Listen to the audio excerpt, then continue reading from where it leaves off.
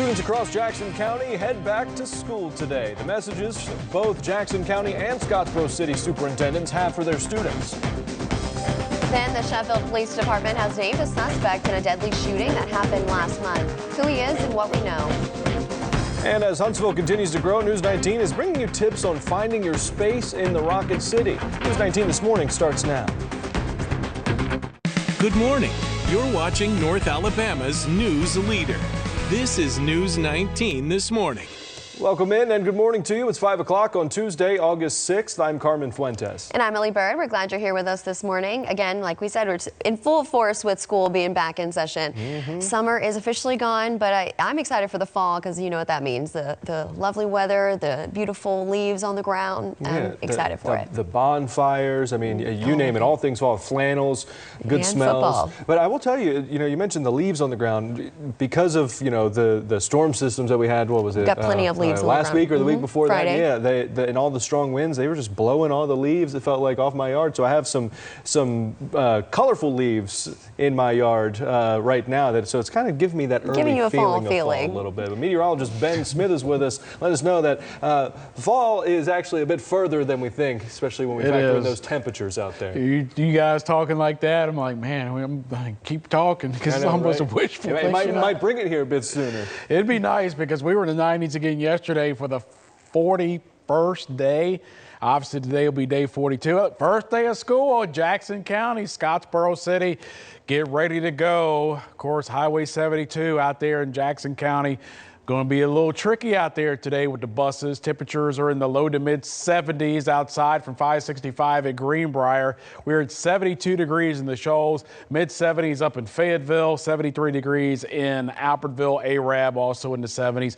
You're riding to work today, no big issues at all, mid to upper 70s, low 80s, possibly by 8 to 9 o'clock. You can see our low pressure center, of course, Debbie out here. That is a tornado watch up for basically the eastern part of South Carolina. And right now winds are at 45 miles per hour. This system is close to us, but far enough away not to have any significant impact at all. So today's high is at 97 degrees, maybe a brief shower. Not that big a deal. We'll take a look at the rest of the week's forecast. Maybe a few isolated showers this weekend. I'll have that for you coming up in a moment. At least 5 people are dead and thousands are without power as Tropical Storm Debbie continues to move across the southeast. The National Hurricane Center says it has the potential to bring record-setting rains, catastrophic flooding, and life-threatening storm surge. Portions of southeast Georgia, the coastal plains of South Carolina, and southeast North Carolina may see as much as 30 inches of rain from the storm. Thank you for joining us for News 19 at 4. I'm Lauren Layton. Welcome in, everyone. I'm Greg Screws. Here's a look at your top stories of the day. The Democratic ticket for the presidential race is officially set. How our political analysts are reacting to the VP's running mate pick, and a deeper dive into who he is.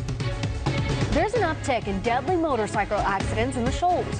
What the Alabama Law Enforcement Agency is saying to drivers. And it was another hot and humid day across the Tennessee Valley, but we got to enjoy a mix of sun and clouds out there across the area. I'll let you know when we finally get a break from that humidity coming up in your forecast. News 19 at 4 starts right now. You're watching North Alabama's news leader. This is News 19 at 4. Democratic presidential candidate Kamala Harris ended speculation today, announcing her running mate for the November election. Harris picked Minnesota Governor Tim Walz, who is 60 years old. He's a 2-term governor and a former congressman. News 19 chief investigative reporter Brian Lawson joins us now with local reaction. Right, so we asked News 19's political analyst David Person and Jay Town about the Walz pick, and as you might guess, they had decidedly mixed reviews. Now, Jay Town argues that the Trump campaign will look to paint Walz as someone with little respect for border security and who was weak on law and order in Minnesota. Person says Walz helped show the contrast, however, between the two campaigns.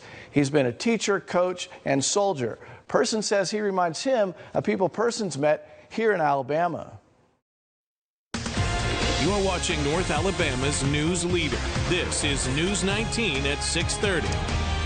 Good evening. Thank you very much for joining us on News 19 at 6:30. Welcome in, everyone. I'm Greg Screws. And I'm Lauren Layton. Starting with a look at your weather this half hour, Sky 19 brings us this view from Oakwood University.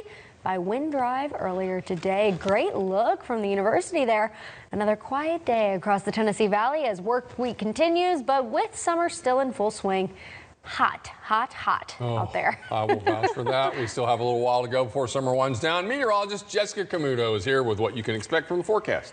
Yeah, it's definitely feeling hot out there. And we have another 2 days of feeling hot as we head throughout this week. But thankfully, we do have some relief in the forecast as we head into your upcoming weekend. That's going to be all thanks to a cold front that's going to be pushing through the region. We do have to wait another few days for that to occur. So thankfully, you need to make sure that you do have a lot of that water handy.